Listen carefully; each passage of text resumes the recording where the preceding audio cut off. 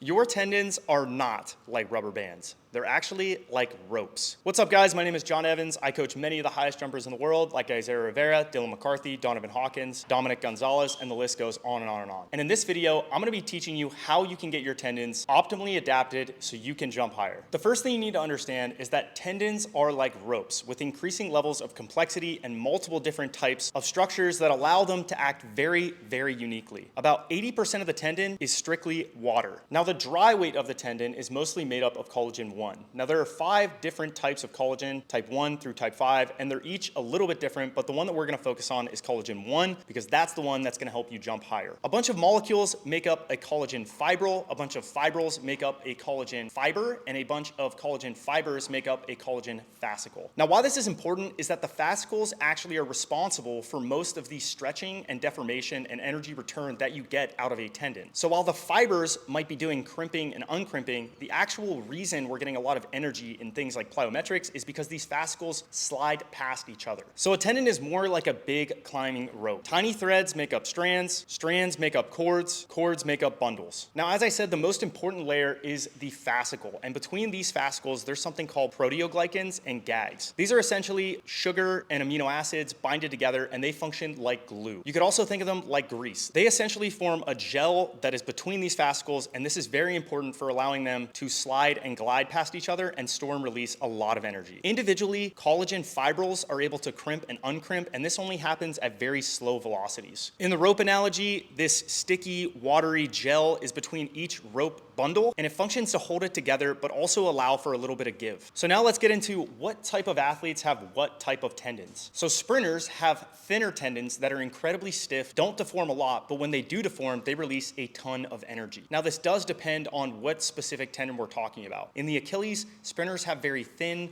long, and strong, and very stiff tendons. So when those fascicles slide past each other, they only do it a little bit, but you get a ton of energy from them. Now, distance runners, in contrast, have much thicker Achilles tendons, but unlike sprinters, they're not as stiff and they deform a lot. This makes them very efficient and allows them to dissipate fatigue over tons and tons of contacts. Now, jumpers fall somewhere in between. They don't have tendons that are quite as thick as distance runners, but they're also not as thin and stiff as sprinters. This is because we have to store and release massive amounts of load, so we do need a decent amount of cross-sectional area, and we also need them to be relatively stiff, but not quite as stiff as sprinters. So in terms of cross-sectional area, distance runners have the thickest Achilles tendons, then jumpers, and then sprinters. In terms of stiffness, sprinters have the stiffest tendons, and then jumpers, and then distance runners. So the more efficient you want to be, the less stiff you want the tendon, the more energy return, the stiffer you need it to be. But there's a delicate interplay between allowing just enough deformation to get massive amounts of force versus something that just needs very short ground contact times like sprinting. In 1-foot jumping, we're dealing with about 180 to 130 milliseconds in elite 1-foot jumpers, but in 2-foot jumping, we're dealing with like 250 milliseconds. 2-foot jumpers are going to have the thickest and stiffest patella and quad tendons. The reason for this is that they're in incredibly deep angles with immense forces intramuscularly. 1-foot jumpers are going to have stiffer and thicker Achilles tendons, and this is because there's more deformation happening at the Achilles tendon for 1-foot jumpers. The reason that 2-foot jumpers have thicker and stiffer patella and quad tendons is because they are in very deep angles. The forces are immense in these angles, and as a result, their tendons are going to be bigger and stiffer. Whereas 1-foot jumpers, even though they're seeing higher forces, they're not getting to the same angles, and as a result, their patella and quad tendons do not hypertrophy as much, and they're not quite as stiff. Real quick, guys, if you're interested in getting coaching, then go to THPStrength.com. We're currently running a 90% off your first month, so if you're looking to jump higher and get healthy, go click the link in my description. Now, in terms of training implications, if you want to get a bigger and stiffer tendon, then you need to do heavy, slow resistance training. While max strength work can be effective, it doesn't necessarily have the time aspect that heavy, slow resistance training does. So yes, you will get a bigger, stiffer tendon, but heavy, slow resistance training does seem to be more effective in achieving the time element for max tendon adaptation. The only downside is that heavy, slow resistance training doesn't necessarily give you those high neural frequencies, and as a result, it isn't going to help your RFD quite as much, and this is why it's best to blend these together and also build a little bit of plyometric volume in. Now, a lot of the times, I just have my athletes jump. It's a great way to work on the timing, the RFD, and all the elements that ultimately help jumpers get better. This is also why you see a lot of max strength work in the training that I write, because it also does help the tendon get stiffer. It also doubles down and helps your RFD, your motor recruitment, and all the things that we need to jump higher. That's the video, guys. I hope it helped, and I'll see you next time.